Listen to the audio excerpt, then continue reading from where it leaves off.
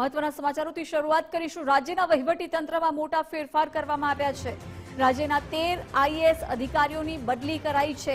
અશ્વિની કુમારની શહેરી વિકાસ વિભાગમાંથી બદલી કરાઈ। રમતગમત, યુવા અને સાંસ્કૃતિક પ્રવૃત્તિ વિભાગમાં મુકાયા છે। અશ્વિની કુમારની અગ્ર સચિવ તરીકે બદલી કરવામાં આવી છે। રમેશચંદ મીણાને બંદરો અને પરિવહન વિભાગનો વધારાનો હવાલો અપાયો છે। રમેશચંદ મીણાને અગ્ર સચિવ પદનો વધારાનો હવાલો સોંપાયો છે। એમ થેન્નારસનને રમતગમત, યુવા અને સાંસ્કૃતિક પ્રવૃત્તિ વિભાગમાં મુકાયા છે। એમ થેન્નારસનની મુખ્ય સચિવના પદ પર બદલી કરવામાં આવી। શહેરી વિકાસ અને શહેરી ગૃહ નિર્માણ વિભાગના પણ મુખ્ય સચિવ બનાવવામાં આવ્યા છે। મિલિંદ તોરવણેની ગુજરાત સ્ટેટ પેટ્રોલિયમ કોર્પોરેશનમાં બદલી કરાઈ છે। મિલિંદ તોરવણેની મેનેજિંગ ડિરેક્ટર તરીકે બદલી કરવામાં આવી છે। પંચાયતો, ગ્રામીણ ગૃહ નિર્માણ વિભાગના મુખ્ય સચિવ તરીકે નિયુક્તિ કરાઈ છે। ગ્રામીણ વિકાસ વિભાગના મુખ્ય સચિવ તરીકે નિયુક્તિ અપાઈ છે। જેનુ દેવન એમજીવીસીએલ વડોદરાના મેનેજિંગ ડિરેક્ટર પદનો હવાલો સંભાળશે। એમજીવીસીએલ વડોદરાના મેનેજિંગ ડિરેક્ટર પદનો તેમને વધારાનો ચાર્જ સોંપાયો છે। રાજકોટના કલેક્ટર પ્રભવ જોશીની પણ બદલી કરાઈ છે। ટુરિઝમ કોર્પોરેશન ઓફ ગુજરાત લિમિટેડના એમડી બનાવવામાં આવ્યા છે। વિગતો સાથે સંવાદદાતા નિકુંજ જોડાઈ ગયા છે। નિકુંજ, મોટા પ્રમાણમાં બદલી થઈ છે, શું વિગતો છે?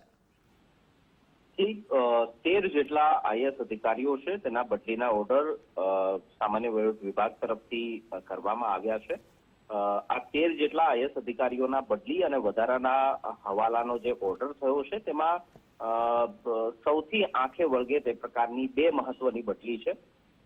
એમ થેન્નારસન જે છે તેની રમતગમત અને યુવા સાંસ્કૃતિક પ્રવૃત્તિના વિભાગના મુખ્ય સચિવ પદેથી બદલી કરવામાં આવી છે। અશ્વિની કુમાર કે જે શહેરી વિકાસ વિભાગના અગ્ર સચિવ હતા તેને હવે રમતગમત અને યુવા સાંસ્કૃતિક પ્રવૃત્તિ વિભાગના અગ્ર સચિવ બનાવવામાં આવ્યા છે।